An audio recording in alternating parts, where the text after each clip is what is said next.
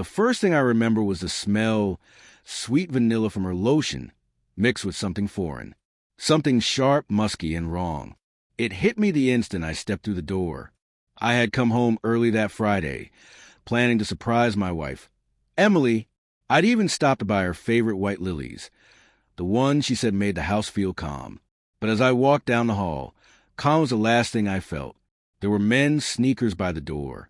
Not mine. My pulse quickened, though I tried to reason with myself. Maybe her brother had stopped by, maybe a neighbor. But deep down, something in me already knew. The bedroom door was half open. I pushed it slowly, and in that second, my entire world shattered. Emily was there, my wife of 8 years, wrapped in bed with another man. They froze when they saw me. Faces drained of color, eyes wide like they'd seen a ghost. I remember the lilies slipping from my hand, landing softly on the carpet, their petals scattering like pieces of something once pure. The silence that followed was deafening. Emily gasped, clutching the blanket to her chest, trembling. "David, wait," she whispered. But I didn't wait. I didn't yell or move toward them. Something in me had gone numb, like my emotions were standing outside my body, just watching. I looked at the man, mid-30s, tall, wearing a gold ring on his left hand. Married. That one detail steadied me. My shaking stopped. My breathing slowed. I reached into my pocket and took out my phone. Emily panicked, thinking I was recording. She started to cry, begging me not to, but I wasn't filming. I was calling. The man frowned in confusion until he saw my screen. His face went pale when I hit FaceTime. A woman's face appeared, his wife's. "Hi," I said, voice calm and steady. "I think you should see where your husband is right now." Everything erupted at once. Emily screamed. The man lunged for my phone. On the screen, his wife broke down, silently crying as her world collapsed alongside mine. "Ethan," she whispered through the speaker, her voice trembling. "What's going on?" He tried to grab the phone again, stammering, "It's not what it looks like." But it was exactly what it looked like. Emily sobbed, yelling at me to hang up, mascara running down her face. I didn't move. I stayed silent, calm, watching the truth expose itself. "Your husband," I said quietly into phone, "is in my bed with my wife." There was a long pause, then a muffled sob. Ethan's wife, Claire, I'd later learn, covered her mouth in disbelief. No, this can't be," she whispered. Ethan stumbled out of bed, fumbling for his clothes. "David, please, don't do this. It was a mistake." "A mistake?" I repeated, staring at him. "You don't just trip and fall into someone else's marriage, Ethan." Emily stepped between us, desperate. "Please, David, stop this. We can talk about it, just not like this." "Talk," I asked quietly. "Now you want to talk?" For years, she'd been cold, distant, always too tired, too busy, never in the mood. And I believed her. I told myself every marriage went through rough patches, that maybe it was me, maybe I was enough.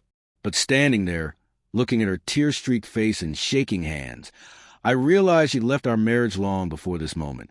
Ethan started for the door, mumbling something about leaving, but I blocked his way. "You can go," I said evenly, after I finished this call.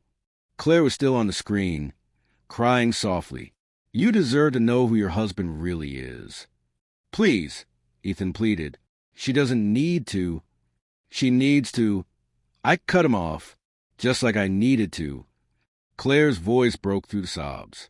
"How long has this been happening?" Neither of us answered. We didn't have to. The silence told her everything. When I finally ended the call and tossed the phone onto the dresser, the sound it made felt like the last note of the song, harsh and final. Ethan ran out without another word. Emily followed him halfway down the hall, calling his name, then turned back to me with hollow eyes. "David, please don't leave. I love you," she cried. I looked at her, the woman I once thought I'd grow old with, and said quietly, "You loved attention. You love control. But love? You buried it years ago." Then I walked out. No shouting, no slamming doors. Just gone. Outside, The air felt heavy, thick with everything I just left behind. I walked for a long time, not sure where I was going, just away from that house, that bed, that betrayal. Behind me, the lilies lay crushed on the floor. For years, I've been the quiet husband, the one who forgave, who waited, who believed things would get better. I worked long hours, brought her flowers, planned weekends she always canceled.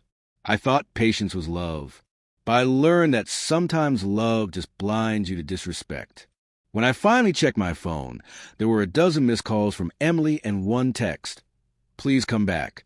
We can fix this. I made a mistake. A mistake. That's what everyone calls it when the damage is done. But cheating is a mistake. It's a decision made over and over until trust no longer exists.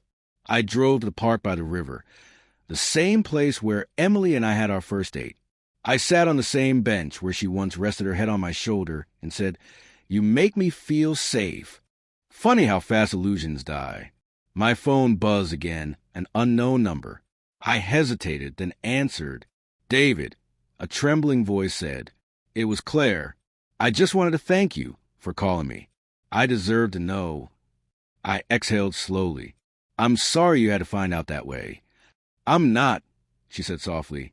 "I spent months thinking I was crazy, that I was imagining things. But you showed me the truth."